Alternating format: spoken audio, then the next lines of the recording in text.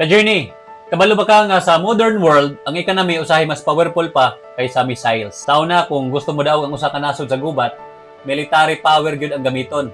Pero karon, kwarta, trade ug economy mahimong mas kusgan pa kaysa armas. Instead nga mag-direct war, daghang powerful countries naggamit na og lain nga strategy, dili na missiles, kundi sanctions, trade restrictions o economic pressure.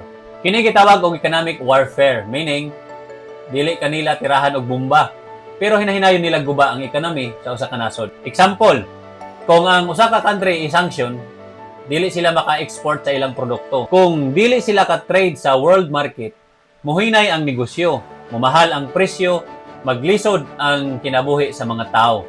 Ug usahay, ang epekto ani masakit pa kaysa actual war. Ka-journey, na ako'y realization ani, ang tinuod nga power sa kalibutan karon, dili lang military power, kundi economic power. Mao nang ang nasod nga kusog ang economy, kusog pud ang influence sa kalibutan. Og pareha sa puda sa atong kaugalingon nga kinabuhi.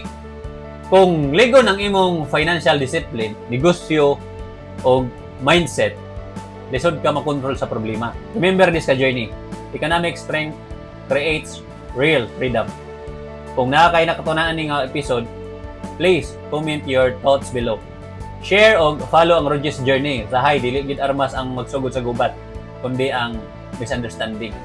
Sa episode 17, atong isgutan unsa ka delikado ang misunderstanding. Padayon ta, ka-journey. Huwag kayo kalimot sa Philippians chapter 4 verse 13.